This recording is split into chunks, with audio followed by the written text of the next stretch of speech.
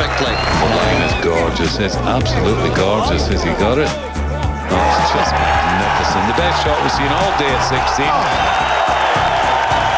What is that? Shane Lowry. I said the ball walking off the 17T, I said, we might never have a day like this on the golf course again, so let's enjoy this next half an hour. These two have done something and shared something very, very special. With a score of 269, the winner of the gold medal and the champion golfer of the year is Shane Lowry. My family, what can I say? My mum and dad.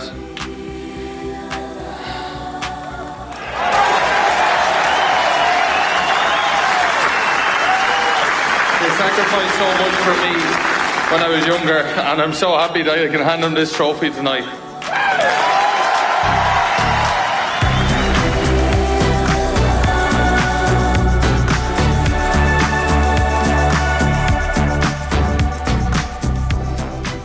Golf Weekly. This is OTB Sports Radio.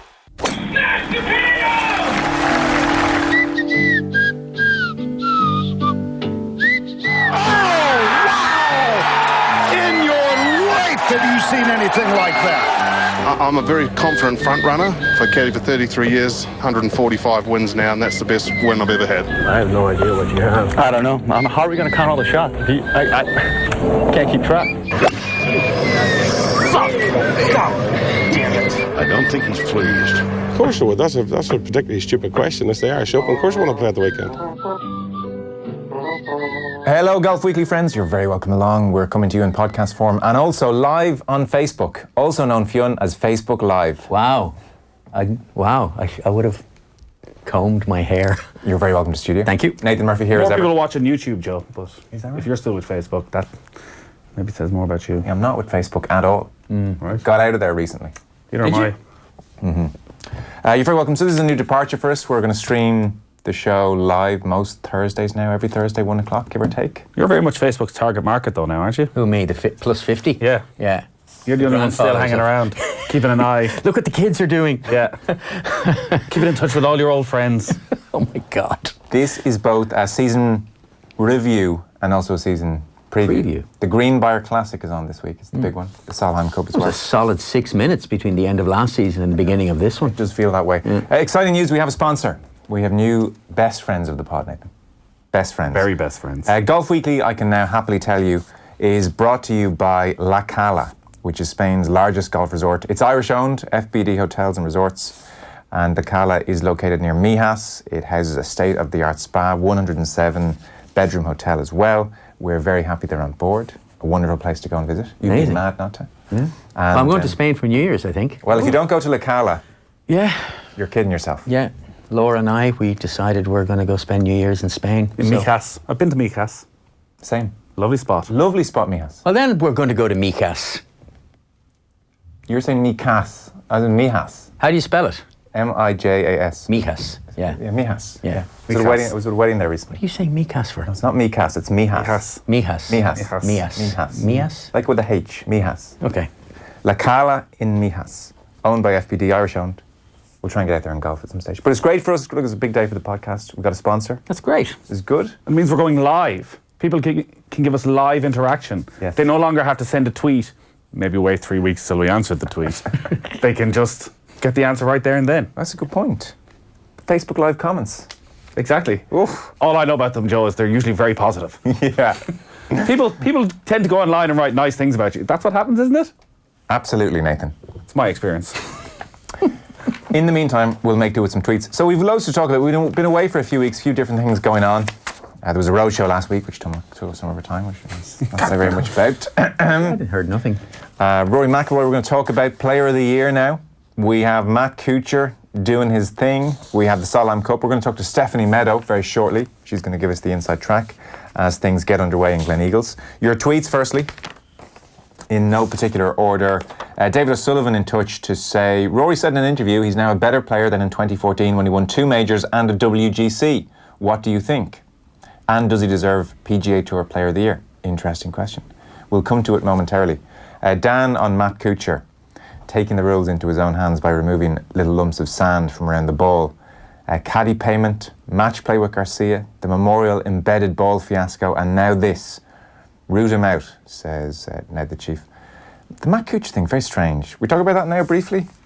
It's hard to think of a run-of-the-mill sportsman who has destroyed his credibility to such an extent in such a short period of time for a variety of different reasons.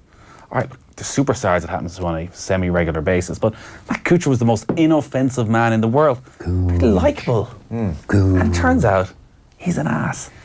Well, a giant ass. But he had a very good reputation until relatively recently. You know, I mean, people talk about him when he first popped on the scene, US amateur, his dad was caddying for him, a little bit overbearing. But generally, in so much as the general public knew from afar, he was just the aw shucks, golly gosh, fairly affable, perfectly inoffensive fella. And like in 2 years, he's just taken a hammer to his reputation.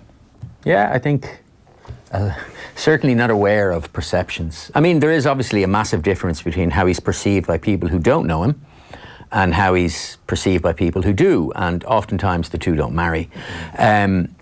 But as you said, those who didn't know us fans who would have just been golf watchers, would have always had a fairly positive view of Kuchar, if indifferent. You know, he was one of the kind of more easygoing, likeable guys on tour. Forgettable.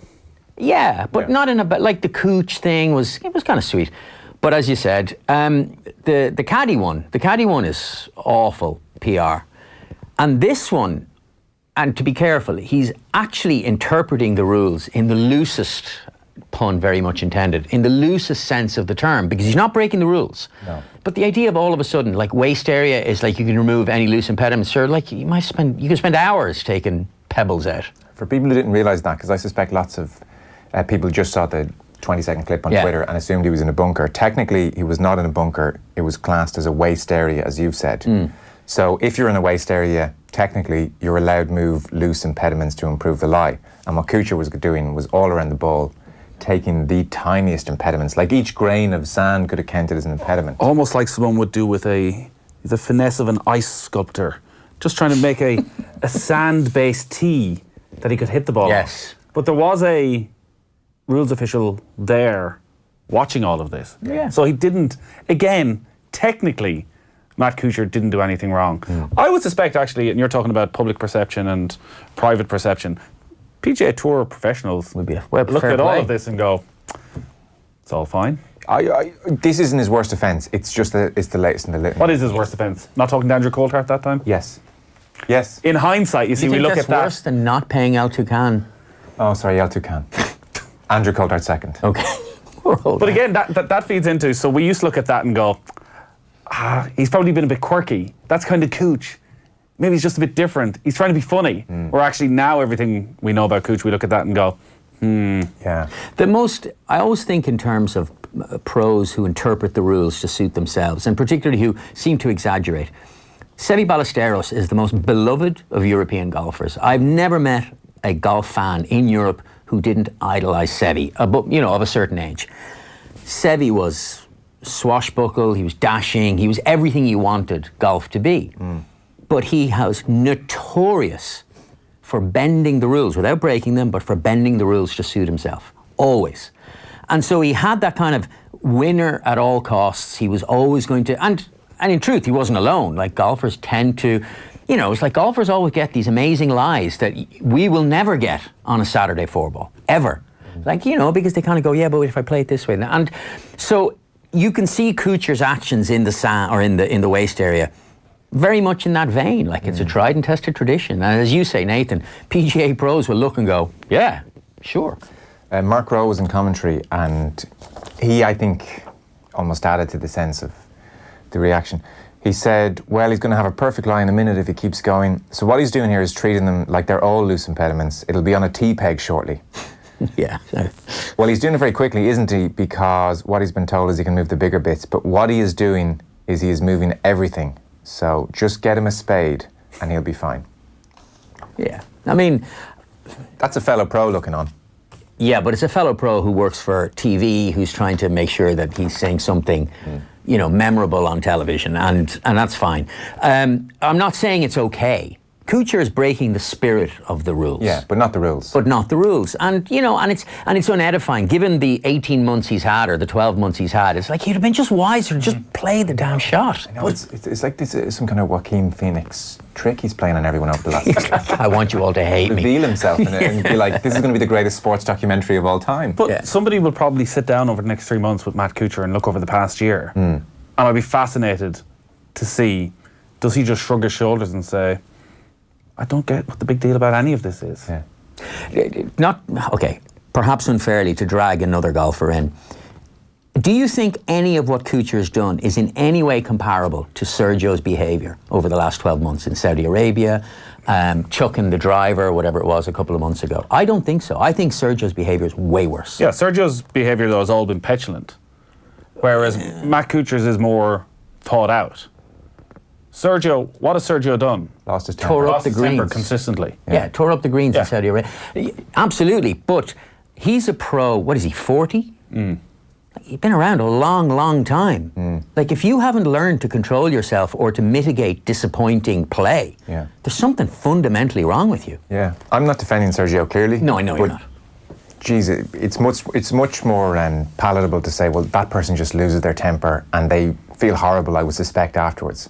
But Kuchar... Not horrible enough not to do it again. I know, it's very hard to defend, but the El Toucan thing, for instance... Yeah, it was terrible. Yeah, it was awful. That's a thought out, this is how I think and I behave kind of a thing. Yeah, it was yeah, sorry. I just think they're two totally different things. I think what Sergio did was pretty horrific when he ripped up the greens and has continued that so clearly isn't learning his lesson. You'd have to assume at this stage is never going to learn his lesson. And there's certainly a bit in the coverage that we watch of it's easy to bash the American because they don't need him. They don't need Matt Kuchar. They don't need him for Ryder Cup interviews, for soft post round. They couldn't care less, so pop away. I just think Sergio could have benefited from Roger Federer's coach, Roger Federer lost his temper all the time when he was a young player. And his coach took him to task and said, you can't do that. If you do, I won't coach you anymore. And, 20 years of Federer being like incredibly well behaved, but you always imagine that lurk within Federer is that fire, that that if things aren't going his way, like toss a racket, or Anyway, I guess the broader point I'm saying is that I think, Nathan, you're dead right. I think they don't need Kuchar, so it's easier to bash him. I think the behaviour of other players might be as comparable. And anyway, Concierge Golf said it was painful to watch. Peter Cosgrove, then, on the topic of slow play, there was once an event, because we were talking about this a couple of weeks ago, on the Challenge Tour where no practice swings were allowed. The sponsor hated slow play. I appreciate it totally messes with golf processes, but it would be great for the fans and maybe favour the natural golfer. You can't ban practice swings. No, that's not the problem. Can you restrict it to one practice swing? I mean... But practice swings aren't the problem in slow play. That's not an issue, Yeah. It's the endless talking, the endless process, the closing your eyes, finding your way into the tunnel where you're, all of that stuff. Pre-shot routine. The pre-shot routine. It's the reading the green book. It's like reading Einstein's theory of relativity every time you get on a green. It's like, ooh. Colin Casey, so a Players' Championship, Canadian Open, FedEx for Rory, do you think he swaps with Shane Lowry if he had a choice? I think that's a rhetorical question. Anto Hughes. The answer is no. What? You think Rory would swap with Shane Lowry? Absolutely. No. Oh, I thought he would as well. No, I don't think so. A FedEx. Now, obviously, neither of us can, or any of us can't verify this, but no. But a FedEx, a Canadian, and the Players, you don't think he'd swap all of them to have another British Open? Sorry. The way I understood the question, would I think that Rory would swap this year's accomplishments for winning the Open? No. I'd still think no. Geez, I would have thought majors is all he's thinking about. Despite his protestations, I would have thought it's all about majors. I could be totally wrong, but I just think, well, I know we're going to get to it, but I think Rory's had a terrific year. I even think, I totally think he would, but I even think it'd be an interesting question. Would he swap the Players, the Canadian, and the FedEx just to take the tee shot at Portrush again, and no guarantees after that? I think he might even do that. Whoa. Obviously. I agree. You do? 100%, and we'll get on to Player of the Year conversation next in a few minutes because I know Stephanie Meadow is going to come on shortly, but no. Just now. Anto Hughes, does this win some McIlroy up? That's the FedEx win. He played some unreal golf this year, faltered in all the majors. No one cares how many FedEx Cups you win at the end of the day. Has he more drive in him chasing the money rather than cementing his place in golfing history? Absolutely not. I don't think he's playing better because the money's there. Absolutely not. No, I think he was almost embarrassed by the, well... Yeah. Yeah. It's easy to be embarrassed when you have the money in your bank account, I guess. If anything, the fact that he messed up that tee shot at Portrush so badly would suggest that was when he was at his most nervous. That's what meant the most to him, as opposed to the $15 million. Harry Diamond walking up that 18th. 1.5 million. I know. Goodness me. Yep. Tsunami hitting his bank account. Oof. I think... there's a question. Here we go. Which would Harry Diamond prefer? Ooh. 100. Yeah, 100% the season that Rory has had. The way things went. What do you think? He could never, obviously, clearly, Harry Diamond could never admit this. But which would Harry Diamond prefer to have been standing alongside Rory Mcilroy as he won the Open Championship at Royal Portrush, or to end the season with about $28 million? Yeah, because he won. So he gets nearly $3 million. $2.8 million. It's a hell of a question. I would still think a major, just for how iconic it would be at Portrush. No.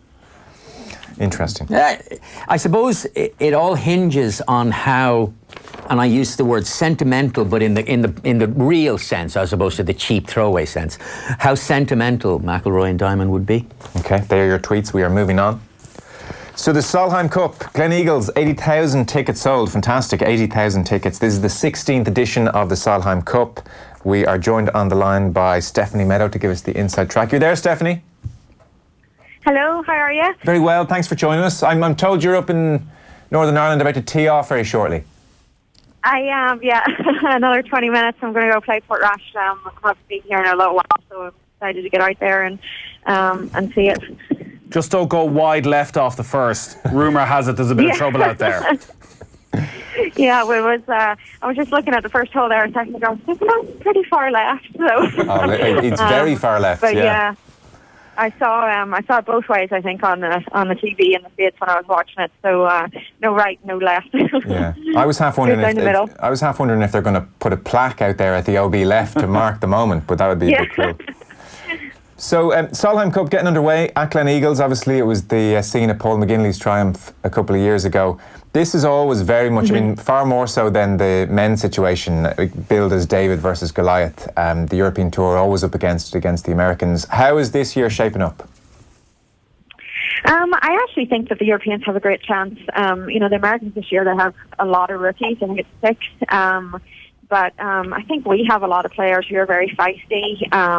I think they're probably really good in match play, and a lot of them have, grown up like any other, Solheim Cup. We've always played foursomes, and we kind of know those types of formats. So I guess part of it, I think, will depend on the weather. I think the worse the weather, probably the more it benefits us. But I really do think, we have a really good shot of pulling in the home win this year. It's often a pretty tempestuous rivalry. How much heat is in it at the moment?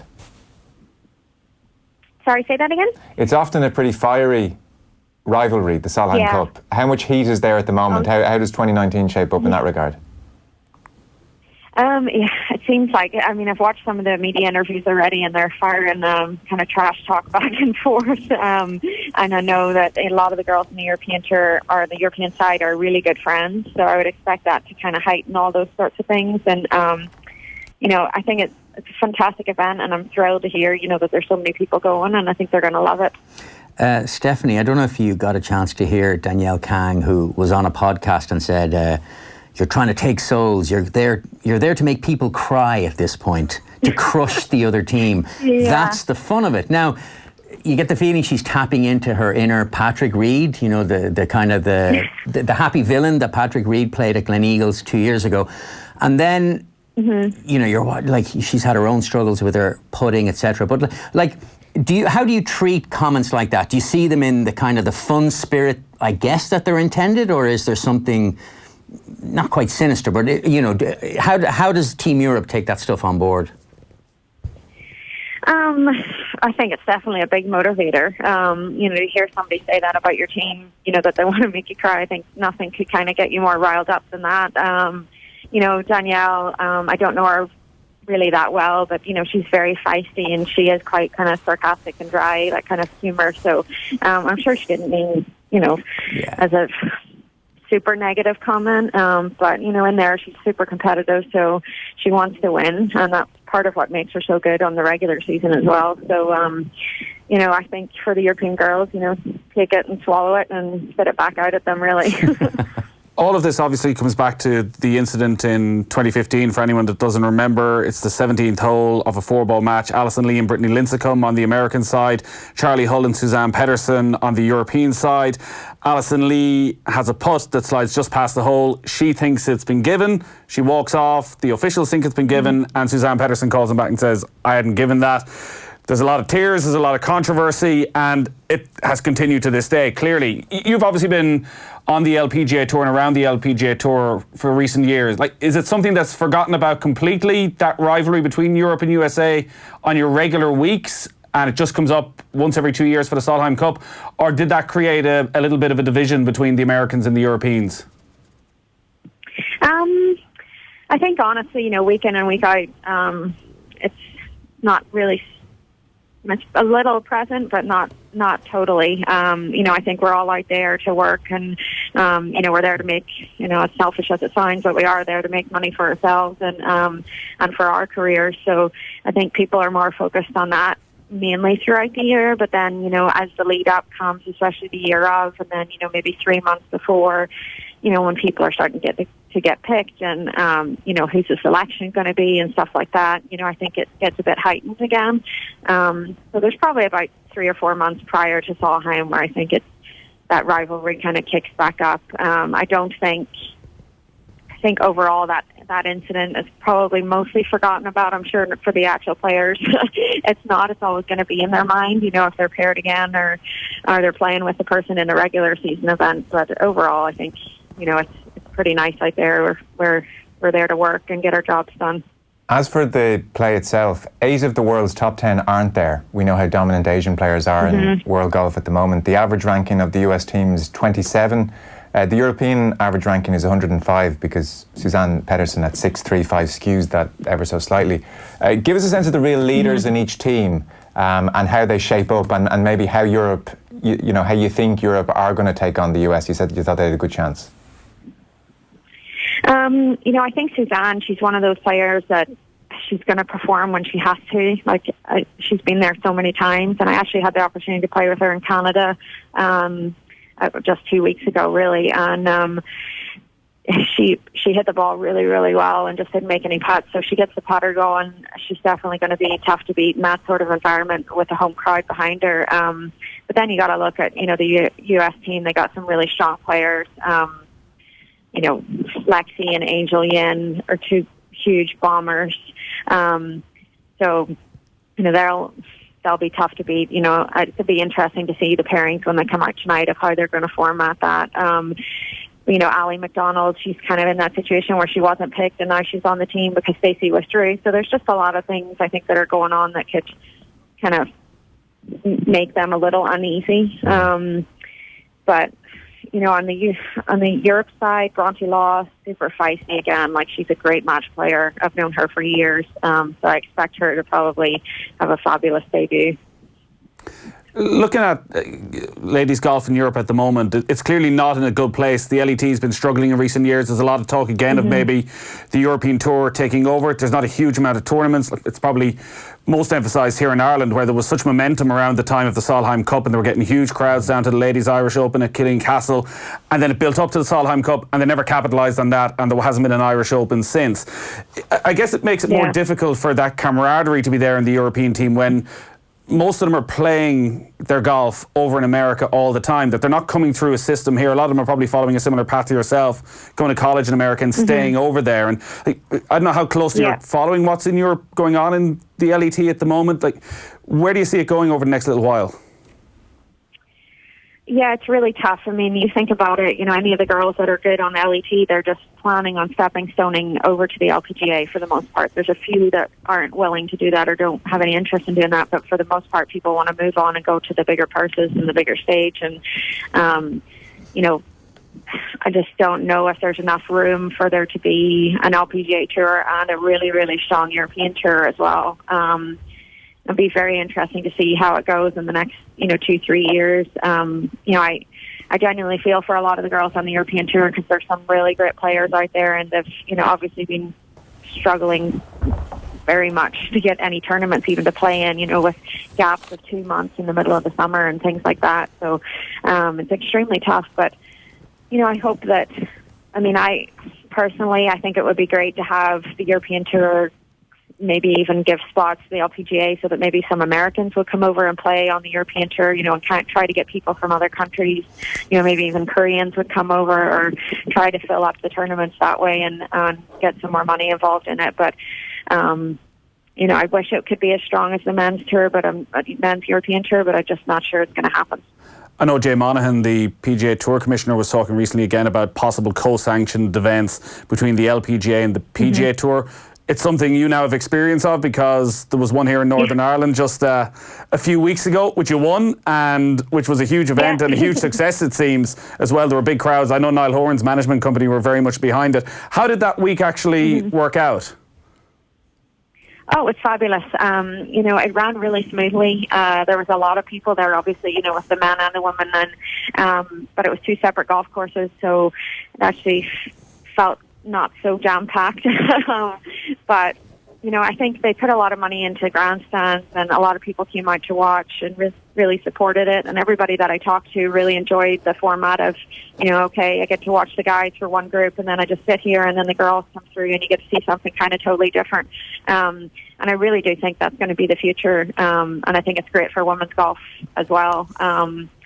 So, I was thrilled with how it went. I couldn't have been happier to win at home. I had so many people there that I hadn't seen in years that came out to support me. And, having that home crowd, there's nothing quite like it. And walking down 18, I just kept saying to myself, I want to do it for everybody else and all these people that are here for me. And I really think that, that helped me get the job done. So I'm very thankful for everybody that came out.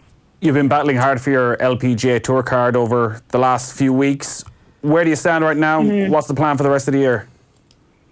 Yeah, I'm 110 on the money list at the minute, and I have to be top 100. So I've got a little bit of work to do, but I've been playing really nicely the last, 5-6 weeks, maybe a little longer than that. But I think just keep flying away. It only takes 1 week to really make a huge jump, just with how the purses are, they're top heavy. So hopefully I'll have a nice week of good golf prep here at Portrush in Ireland this week, and I'll go back over there thinking that it's easy peasy because there's no wind. Great. Well, listen, we don't want to keep you from your tea time. What club selection are you taking on the first in a few moments? Oh, I think I'm just going to bomb driver. Right-hand side of the fairway. The deal, yeah. Stephanie, thanks so much. We appreciate it. Thank you. Cheers. Cheers. Stephanie Meadow there, taking a call. Very good of her to do so. So, Solheim Cup. I saw a few pieces, one in The Guardian, where I had those stats about the 8 of the world's top 10 not there. This was, I think, you and Murray. Neither will 14 of the top 20 be there, neither will 22 of the top 30, 27 of the top 40, or 32 of the top 50. Maybe that's the best kind of summary of the thing. But the event is always just so kind of compelling anyway. It gets fiery as hell, and it's a brilliant spectacle. Yeah. Killeen Castle, it was brilliant a couple of years ago. Yeah, it was fantastic. Oh, sweet. In 2011. Yeah. I loved it. Yeah. Even in the pouring rain, it was fantastic. Yeah. Gleneagles, we were there for 2014, McGinley's Triumph. I don't remember much about the course. It's well regarded, I presume. Yeah. There's the 2 courses. What was the one?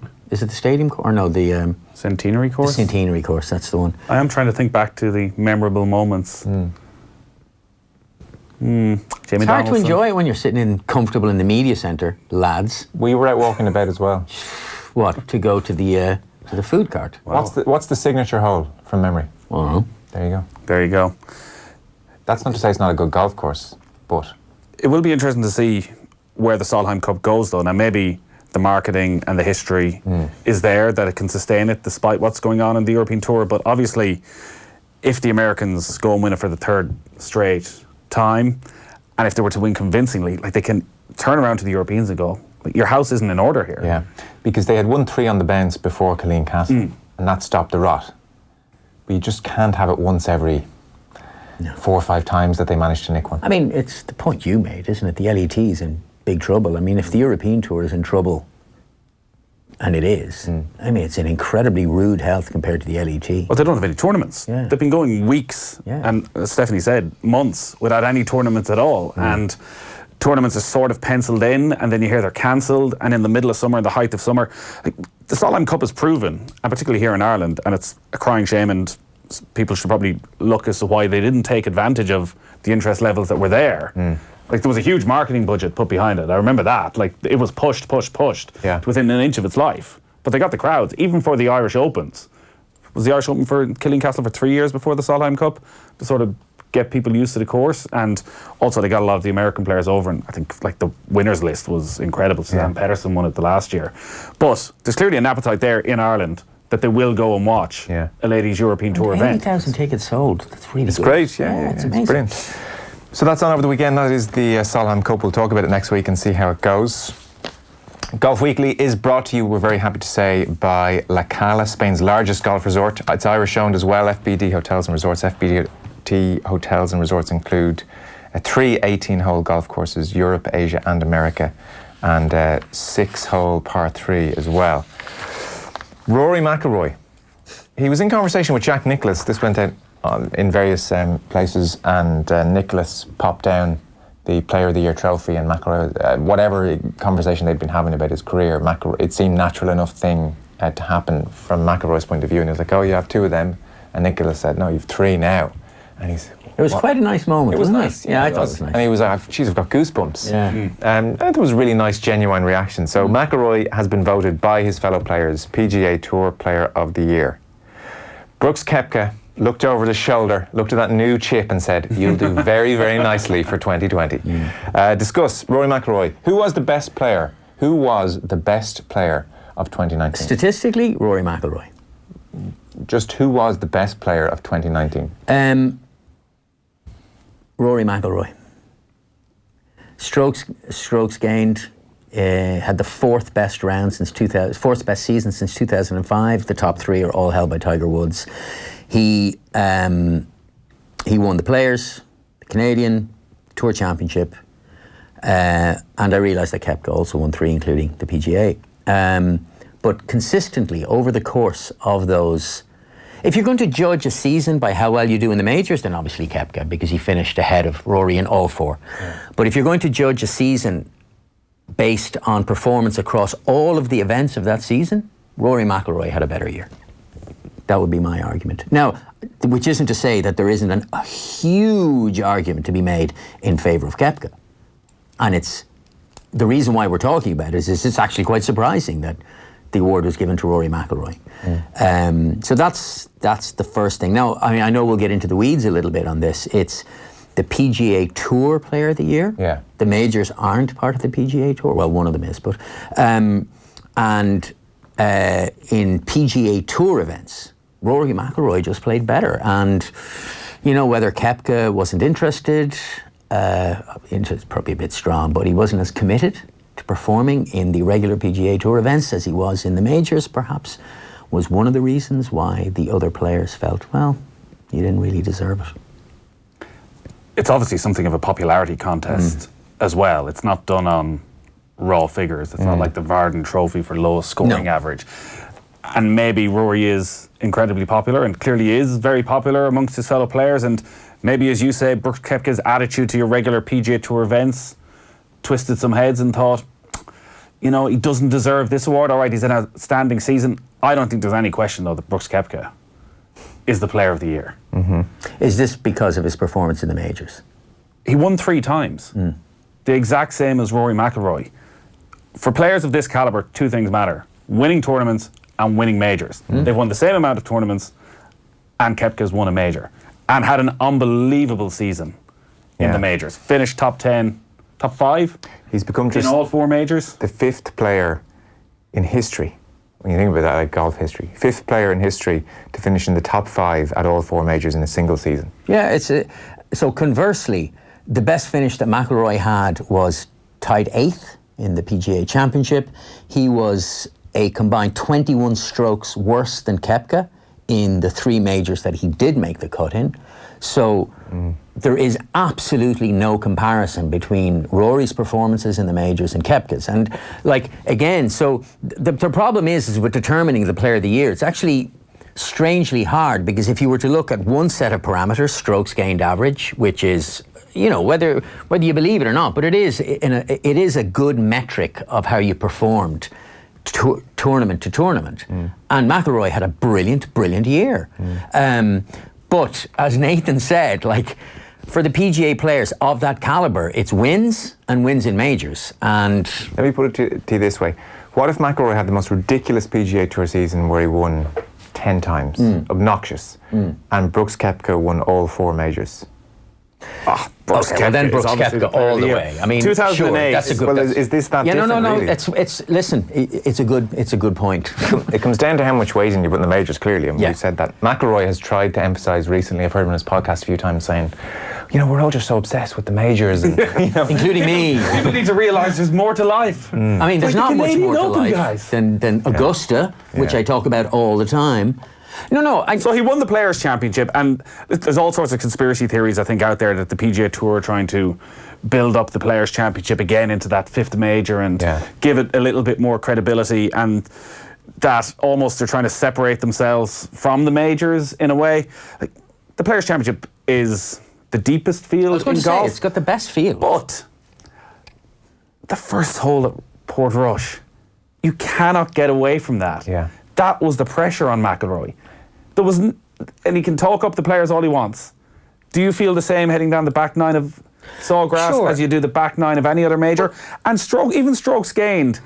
We know that Brooks Koepka sort of approaches the season slightly different to everybody else. He's not sitting down going, you know what, I'm 4th in strokes gained. Oh, maybe I should go out this week and play a little bit better. All he's thinking is fine-tuning for 4 weeks of the year, because all anyone will talk about, and it's a good debate obviously to have. Nobody ultimately cares who wins the PGA Tour Player of the Season. It's a nice trophy, but yeah, I agree. Ultimately, all that anyone cares about are the 4 majors. But so Rory won the Canadian Open. Who won the Canadian Open last year? I don't know. Exactly, because nobody cares. But here's who won Johnson. Dustin Johnson won it last year. Yeah. Okay, but so here's. I don't actually disagree with anything you just said. I don't think anyone actually disagrees with. We can both accept that Rory and Koepka have had very good years. So Rory's tee ball on 1 at Portrush. I love that you call it a tee ball. It becomes kind of a tee shot. No, I don't know. I'm just you're guys. You're a global figure. Guys. Yeah, exactly. So that shot obviously becomes the marker of the year for Rory. It's the most memorable moment of the year. Question mark, is it? Yeah, for us, for sure. Not maybe for American viewers, but... No, I think... No. It is... No. Without question... Are you telling me the Tiger's putt on 18 at Augusta is the most memorable moment of the year by Tiger. a billion miles? Okay, obviously Tiger, yes. Okay, no. Shane Lowry walking down 18 was brilliant. Yeah. But I think the most shocking moment of the year was... The moment that made you go... Yeah. Tiger probably still... Let me throw something in. Brooks Koepka going into water on 12 at Augusta. Like, he basically handed the major away.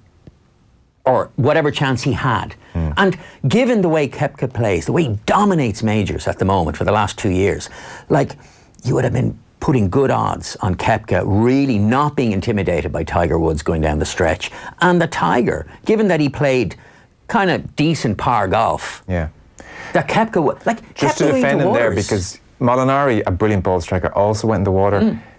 There was something with that wind. Sure, absolutely. And look at the way Koepka rebounded. Yeah. He's back with an eagle. That's right.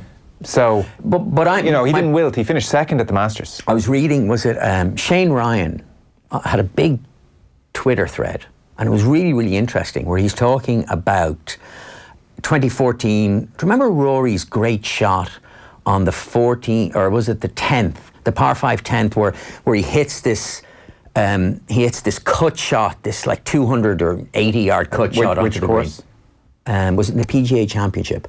In the PGA Championship. And then afterwards goes, I hit the wrong shot. I was trying to hit a draw, and he hit a cut. And Shane Ryan's saying, like, it wasn't a good shot because it wasn't the shot. So luck plays this huge part. So a season-defining moment goes down to just dumb luck. You know, so Rory at Portrush, it wasn't the worst shot you've ever seen. You've hit Tiger Woods, hit him. It went barely out of bounds. But so I agree with all of that. Yeah. But everything Rory has said since is that shot doesn't happen at any other tournament because he has admitted himself. He stepped up in the tee. He felt unlike he's ever felt before, which means that tournament was more important. He didn't feel that way at the Canadian Open. He had, obviously, maybe not quite as extreme, but difficulties at the Masters in terms of coping. These are the tournaments he puts all the pressure on. And unfortunately for McIlroy, this year, these are the tournaments he has struggled in, that he hasn't competed in. There's no question, when the pressure's off, McIlroy is the most gifted player out there right now. When... I don't want to say it doesn't matter when it's Tour Championship and there's 15 million on the line, but I still think one major. Again, it's the Shane Lowry argument. Would he swap his season for Koepka's season? Nearly wins as much money and has an extra major. There's also the issue of recency bias, so that the ballots go out the day after the FedEx. And so I can't remember who it was, maybe it was Jason Sobel or one of those guys, but made the point of, like, when the players are filling in the ballot, they're not sitting there, hermetically sealed room, it's just me. They're not having this conversation. No, but they are. They're having that conversation with their wives, or they're sitting there going, what do you think, Koepka? Like, he's a bit of a... And, like, I didn't like the way Koepka criticised guys for slow play. You know what? To hell with that guy. Possibly, yeah. And also, as well, as I said, the recency bias is that Rory won... he won the night before, so he's like fresh in everybody's mind. He beats Koepka, so maybe there's an element of that, you know. Rex Huggard included a conversation from 2008 with Tiger Woods. Oh my goodness! In his piece, what did he say? Question from Rex: did you vote for Paddy for Player of the Year? Harrington. Tiger. Rogers. I did, actually. Why? He won 2. Is that all it comes down to? Yeah. Hang on, Tiger Woods said this? Yeah. And so... is that all it comes down to, Tiger? Yeah. And yet Tiger Woods takes great... majors. But he takes great pride in being winning 80 tour events. Yeah, sure. No, look, that's a very legitimate point. But golf can't play this two ways. You know, golf is about the majors. We talk about every great player in terms of how many majors they've won. Never, ever, it's true. How many tournaments. Believe me, when I'm making the for Rory McIlroy argument, I'm very, very aware, and I agree with it. So, in a sense, there's a bit of cognitive dissonance going on. But I don't even think it's an argument. I can't believe McIlroy's won Player of the Year. When McIlroy retires, what's it going to say before his name? 3 FedEx championships. Yeah. Well, I think. Well, if we're talking about, say, if you were talking about the player of the last decade, I assume Dustin Johnson has won more PGA Tour events than anybody over the last 10 years. Is he in that conversation? No. Because it's Rory, Koepka, Spieth, and possibly Spieth. Yes. He's won 4 majors. But doesn't have... What? Rory also has 4. Spieth is 3, no? 4. Go on. 2 Masters. No. British Open. Doesn't have 2 Masters. He does have 2 Masters. No, 1 Masters. I mean, he should have about 4 Masters. I think he only has 1. I thought he was a 4. No, he's a 3 major winner. Oh, is it him and Rory are going for the career Grand Slam? Sorry, yeah. And come here, how many PGA tournaments has Jordan Spieth? This is 20-something. Yeah. How many has McIlroy won? 16, is it? 17. No. Tour Championship was 17, was it? Must have been.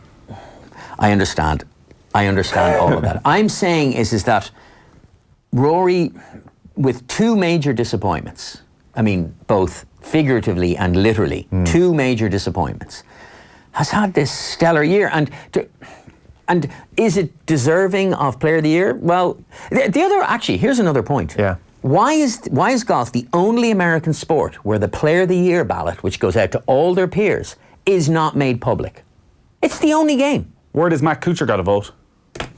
He voted for himself. And Xander Schauffele. I tell you what, look, Xander had a good old run. Did have a good But old even run. still, you sitting there going... I don't know how someone thought Brooks Koepka. Yeah. The last player to win the PGA Player of the Year without winning a major? Tiger Woods. Because he won 6 times. 5 times. 2013? Yeah. Was it 2013? Yeah. Fair enough. Who did? And I presume no one won 2 majors in 2013. No. Phil Mickelson won the Open, though. Yeah. Yeah, but Tiger Woods won 5 times, and he's the greatest player of all time. So you know, it's a safe bet giving him. Are you sticking with your McIlroy Player of the Year? Yeah, I mean, I'm sticking with it. You're not feeling as good about it though. No, but when I was thinking about it this morning, Yeah. I'll go with McIlroy because he's deserving, but with a massive caveat that says, sure, if they gave it to Koepka, I don't think we'd be like, oh yeah, he was a given, wasn't he? I just think Koepka has been absolutely screwed here. Screwed. Well, you said it. If the other players are voting for it, it is a popularity contest when it's that close. When it's that close. They've both won the same amount of tournaments. Yeah. You can weight the importance of each.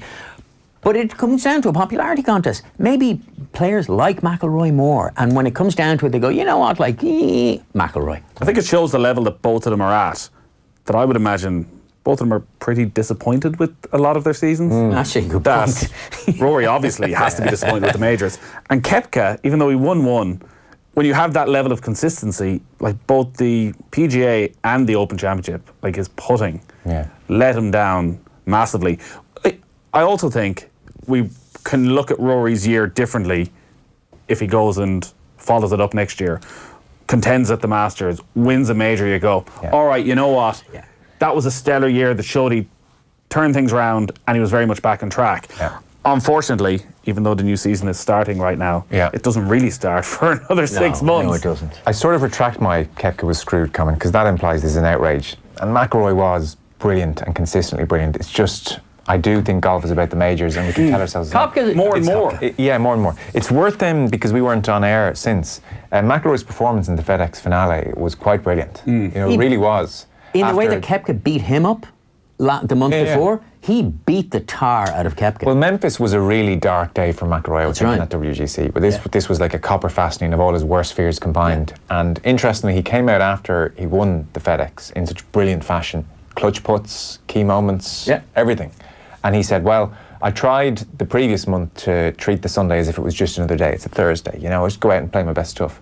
Whereas fast forward a month, I was like, this is different. And it was noticeable in the commentary, they were like, I'm not sure these two have spoken. You know, this is tunnel vision. This isn't, we're out for a good time. And it was brilliant to see McIlroy with that attitude. Yeah. He played incredibly well. If that's a sign of things to come, because he would have felt huge pressure that day. I know it wasn't a major, but I think because of the pairing with Koepka, he must have felt massive pressure, massive scrutiny, a sense of foreboding if this thing goes badly again, what everyone's going to say. And under that pressure, which was very real, under that pressure, he really delivered. So that does bode well for next year. Because, as you said, it's the guy who... So Rory McIlroy is looking at a guy across from him going, well, he's not intimidated by my driving length. Doesn't bother him at all. In fact, he could probably go longer than me if he wanted. He beat me up at WGC in Memphis. And he's been dominating the majors that I so desperately want to win for the last 2.5 years. And Rory's also coming from 5 shots back of Justin Thomas. At the FedEx. So all of those things cumulatively, plus that as brilliant a player as Koepka unquestionably is, and none of this takes away from any of Koepka's brilliance, but Rory McIlroy's shot-making ability supersedes them all.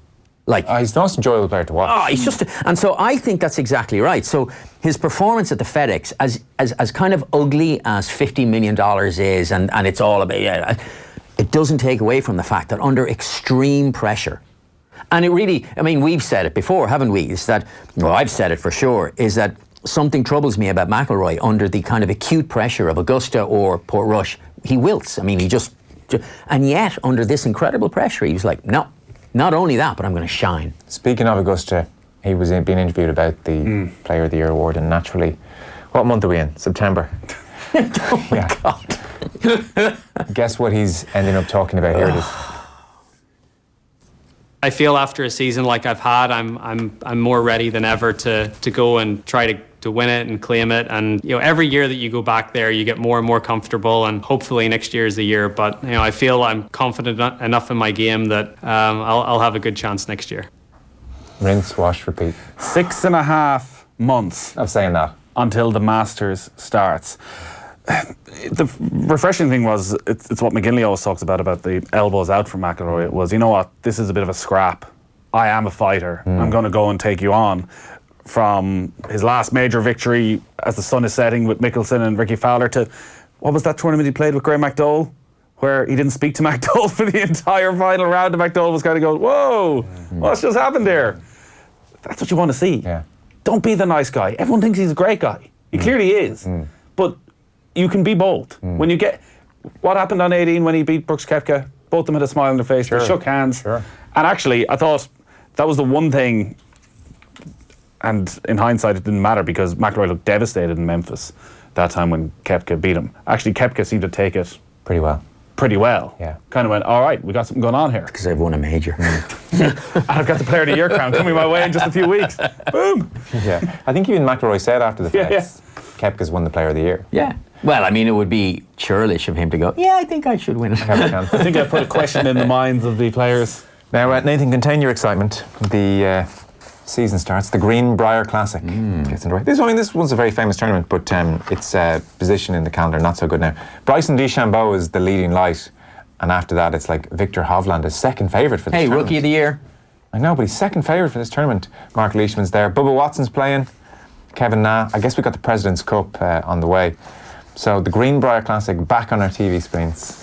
I am delighted. We have Wentworth next week, isn't it? Yeah. So obviously one of the showpiece of the European Tour. This is the big problem for the PGA Tour and for golf in general. So the football season has started. There isn't, I would say... The NFL. Which is why they brought forward the playoffs. But the football season, I'm fairly sure the first real tournament on the PGA Tour that I would be properly interested in is Torrey Pines, which is the week of the Super Bowl. So we basically have... Do not say that about I know, I do love Hawaii. Yeah. But now you're a bad word. I'm thinking even... So like there's people like us who love Hawaii, but you're a general golf fan, I think, will wait until Torrey Pines. That'll be the first time. Great golf course. You probably have 7 of the world's top 10. Tiger will be there. All playing together. Tiger will be there. It'll be somewhat warm. Tiger after his 4th knee surgery on the left knee. But like we've got... That's 4 months away. 4.5 months away of just... There's going to be some great content in the world. Your way on Golf Weekly. Top 10. Yeah.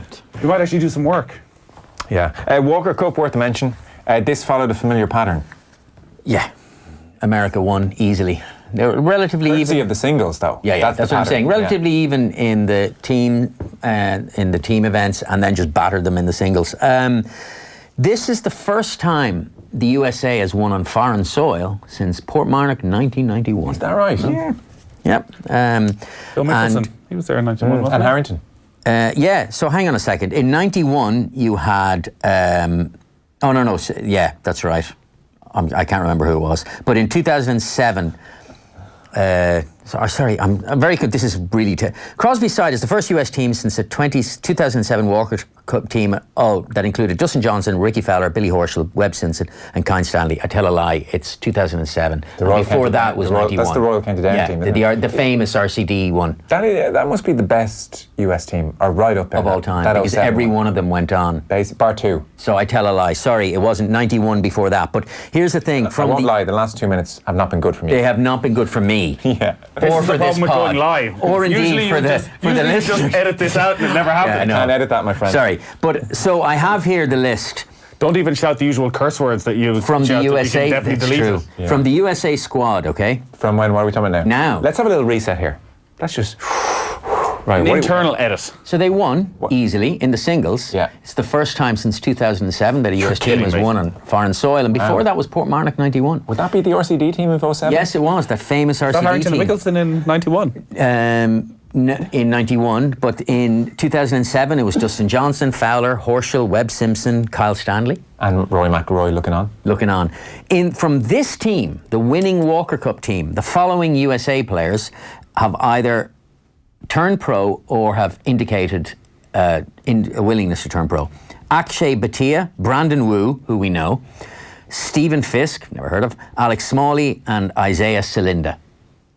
These are all players that I'm assuming we're going to see get invites onto the PGA Tour next year. So. How do they keep getting these great names? Golf does have a certain penchant for interesting names. It does, yeah.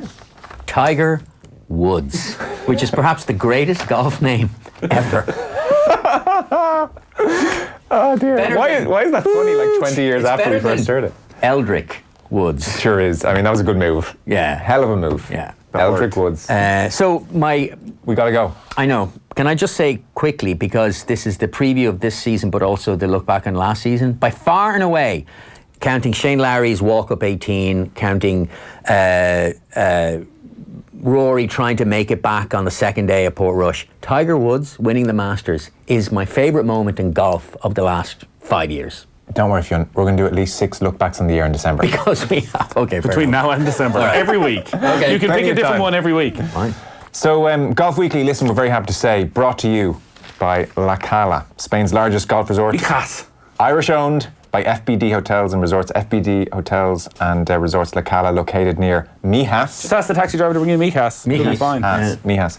And houses a state-of-the-art spa and a 107-bedroom hotel. Next week, we're going to bring you, hopefully, a Golf Weekly, and also we were at Adair Manor back on the longest day of the year, 21st of June. My God. Summer solstice. So we recorded a chat right out, straight off the course, where we were buzzing about life. So we're going to bring you our Adair Manor review next week. If you're thinking about playing, should I play, should I not play? And yeah, that's on the way. Fionn, good to have you in studio. Thanks, guys. Nathan Murphy, thanks as ever. Cheers. All right, we're done.